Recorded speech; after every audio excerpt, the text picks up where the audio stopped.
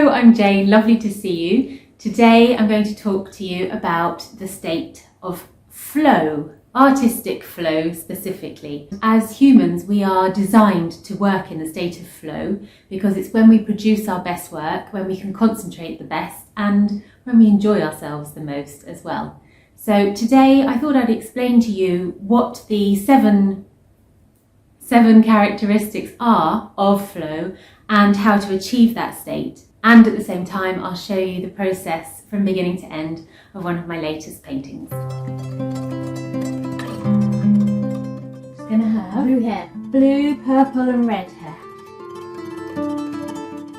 The first thing you might notice when you're in a state of flow is that you have a sense of complete involvement in what you're doing, complete focus and concentration.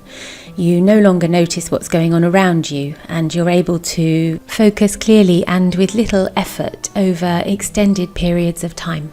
This is why I feel like I can get so much done when I'm in this state, and I think it's why so many of us who work in jobs surrounded by people like office jobs, where you're constantly interrupted and expected often to multitask all day long, find it so difficult to get things done and to really enjoy their work, because it's impossible to achieve the state of flow. The second characteristic of flow state is a sense of ecstasy, a sense of being outside of your everyday reality. And it's like nothing else exists. You're 100% there in the present moment, and you have no worries, no concerns about anything but what you're focused on right now.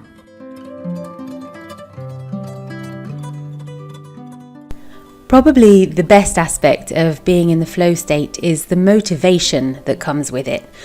This is where the activity itself is the reward. I paint because I love the process in and of itself. I love what it produces, but it's the process that I enjoy the most. And the really cool thing about this is it means that you're always motivated to practice your craft. It's not something you have to make yourself do.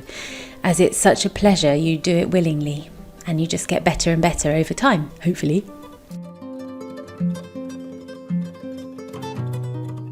You transcend what it means to be you. You're no longer focusing on all your day-to-day thoughts and worries. You're not thinking about the past. You're not thinking about the future. All you're focusing on is what's here right now in front of you.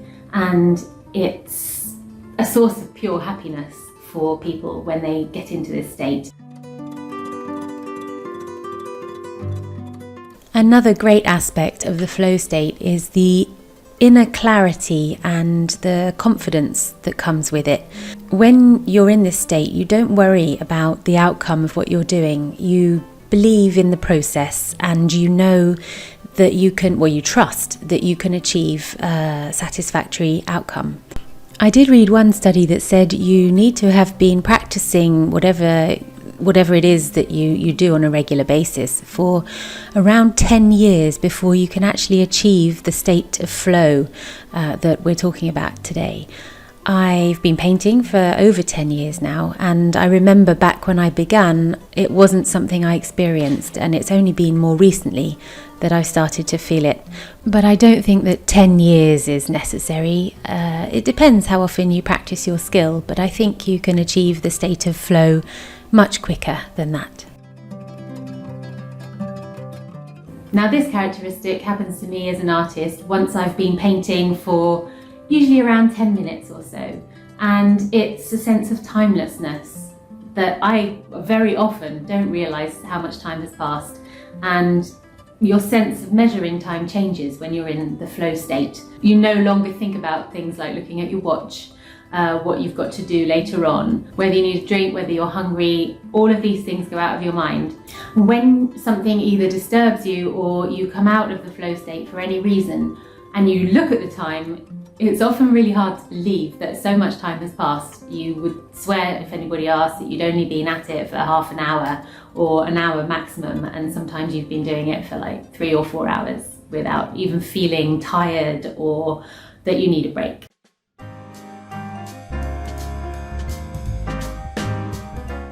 One thing that can help to achieve a state of flow is to have a clear goal, so a specific purpose for focusing on the task, in my case finishing a painting and seeing the final result. But often you're just intrinsically motivated to do what you do because of the state of flow that it gives you. So you may have a specific goal in mind, but you do these actions for the sake of the actions, not necessarily for the end result. It's very helpful to try to get yourself somewhere where you can avoid interruptions, so that you can devote all of your concentration to the task at hand. Like I said earlier, multitasking and other distractions will completely disrupt and inhibit a state of flow from happening at all. I often let my daughter come in my art studio and paint alongside me, but when I do this, I know that I won't be able to achieve a deep state of concentration and flow will definitely not happen. So it's not something I do that often, although I really like having her in there with me as well. The task that you're carrying out should be difficult enough to keep you challenged, but not so difficult that you find it stressful. It's a fine balance, and that's why it's something that's sometimes quite elusive to achieve. Flow tends to come when you've been practicing your activity for quite a long time. If you haven't yet subscribed to this channel, I make a new video every Friday, so now would be a great time to click the subscribe button below.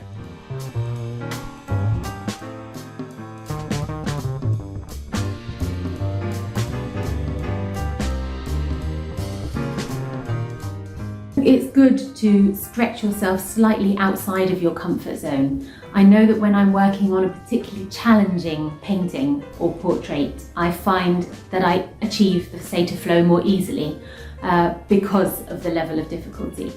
It's not too difficult, I'm confident that I can achieve it, but it's stretching me to just outside of what's easy and comfortable.